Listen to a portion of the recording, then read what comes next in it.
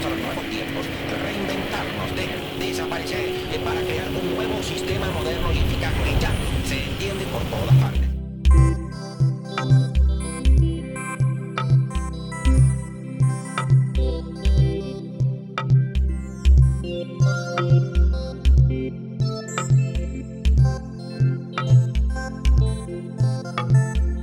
Hi, I'm Todd Gannon, and this is the SCI-Arc Channel. We're here in the SCI-Arc Library Gallery with José Oubrerie. José is the Professor Emeritus at The Ohio State University, and we're about to open the exhibition, The Chapel of the Mosquitoes. The Mosquito Chapel is a small building of 12 feet by 12 feet by 12 feet, which in a certain way deals with architecture theory of the style, if you want. So I had the idea to add the project for Damascus, and also the third thing, which is the Miller House. And so these three things represent three different aspects for me, and addressing the past and the present of architecture. In addition to the three buildings, you've also included three paintings. Things happen always in painting before they happen in architecture. In fact, it was a kind of trying to make equivalent pieces to the buildings. But did all the paintings come after the buildings? I mean, obviously they came after the Miller House and They Damascus. all came after everything. After everything. I'm really excited to see some more. Let's go inside and have a look. The project comes along 7 or so years after Corbusier died and the office dissolved. This was the French Cultural Center in Damascus, and I did a competition for one in Lisbon that I lost. I was second, so they gave me after that this building to do. The site was very small and the program very big, so I had to concentrate everything. So it's a kind of condensation of the program. But in a certain way, for me, it was also a kind of dealing with the first Corbusian language of Villa-la-Roche. And it has some of these aspects in it.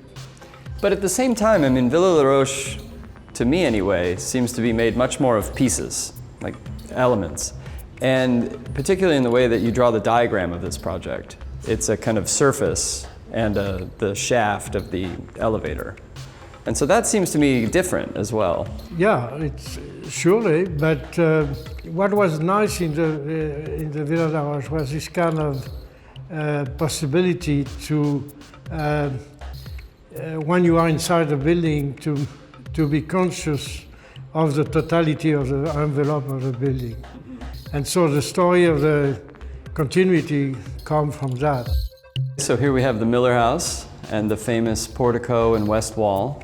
The Miller House, because it's made of, it's concrete and steel and wood and glass and lots of colors and lots of pieces. Yeah. And so to make it as a 3D print, as a homogeneous thing, that was very difficult. It changes it in a weird way. And it was very difficult to do because we could do only by pieces. You arrive in the house by this way, and you turn around, and you enter, the entrance is in the back. So this is a west wall.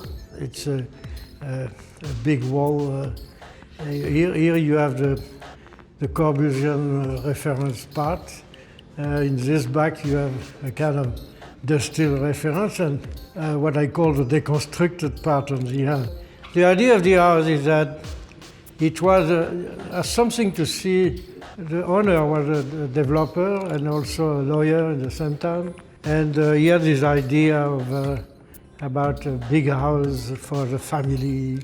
So one of the references is the mansion, the American mansion, but it's also a kind of answer to the problem that it was in the suburban. Basically, you have the perimeter which protects from the suburbs, which is the wall here and the other facade and this facade, all that. So this is a kind of isolated thing.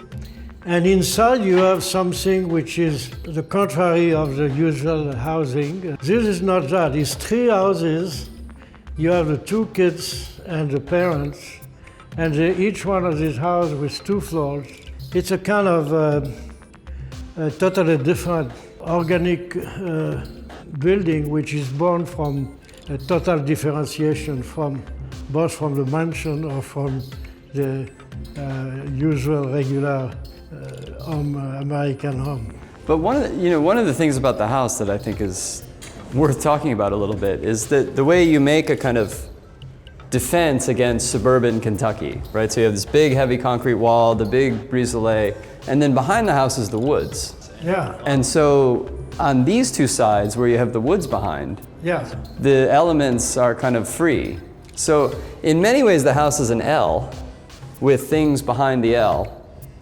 And that is not unlike the way that the chapel is organized. You mentioned how the facade connects the house to the mansions of Kentucky. Yeah. I think also the facades connect to the paintings. That the facades become this two-dimensional surface that you compose, Yeah. not unlike a collage. Yeah, this is a little bit of the same thing as a painting.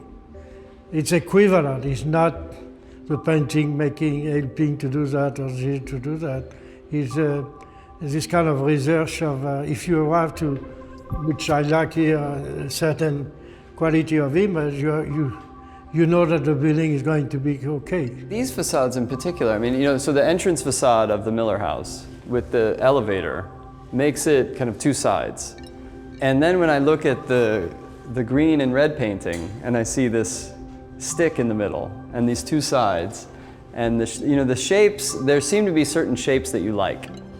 The question mark shape sort of comes back in a different way in the chapel, and these notches with boxes in there. When you do things, you are not always conscious of all what you want to do. There are things that are part of your own tradition, if you want. Yeah. It's why it's very interesting that to do this thing, leave it away and come back to it and so on, to have a regard more fresh to what you are doing than to work continuously on something. But in some ways, that's what happened with the chapel, right? Certain of the themes come back in the chapel, and maybe we should go and look at the chapel and see how that goes.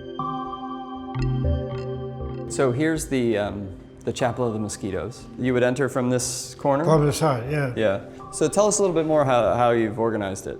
In fact, this will present it first, this angle. Mm-hmm. And you will turn around and go this way. Here you can see, I don't know if you see it inside, but you see the famous story of the ladder. And in fact, it's a gutter, and it's brings some light also sometimes, and creates some kind of interesting effect of shadow inside. So that brings the roof water down through the space? Yeah, the water will exit somewhere here. This painting is the only one with a title. It's derivated of painting I did for Jeff Kipnis, Kipnis #1, so this one is Kipnis #2. And does it have anything to do with Jeff? Maybe by the complexity of things.